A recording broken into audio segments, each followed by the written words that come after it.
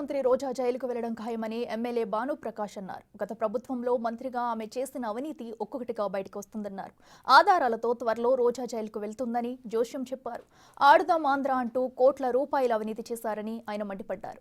వరద సహాయక చర్యల్లో ప్రభుత్వం విఫలమైందంటూ రోజా చేసిన వ్యాఖ్యలకు ఆయన కౌంటర్ ఇచ్చారు. విజయవాడలో ప్రభుత్వం చేస్తున్న సహాయక చర్యలు రోజాకు కనపడడం లేదా అని ఆయన ప్రశ్నించారు. 6 నిమిషాలు మాట్లాడిందంటే 6 సెకండ్లు కూడా ఆలోచించలే.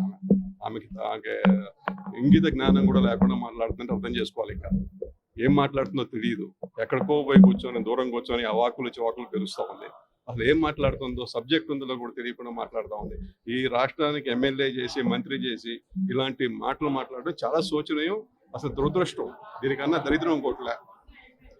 ఇలాంటి ఆమె ఇలాంటి రాష్ట్రంలో మంత్రిగా చేసిందని చెప్పడానికి మన రాష్ట్రం ఇలా అయ్యిందని కారణం వేరే ఉదాహరణ అవసరమే లేదు.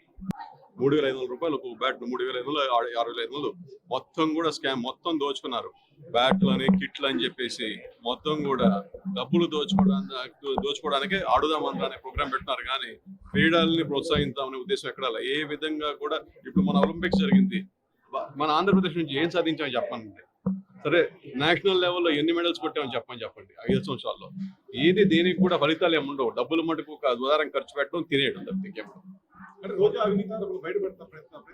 ఖచ్చితంగా చట్టపరంగా ఏ చర్య తీసుకోవాలో ఖచ్చితంగా గవర్నమెంట్ ఖచ్చితంగా తీసుకుంటుంది. తప్పు చేసినోడు ఎవడు తప్పించుకోవడానికి అవకాశమే లేదు. ఆమె చేసిన స్కాములు కానీ, దోపిడీలు కానీ, భూ కబ్జాలు కానీ, లంచాలు కానీ అన్ని కూడా కాలం ఖచ్చితంగా బయటకు వస్తుంది.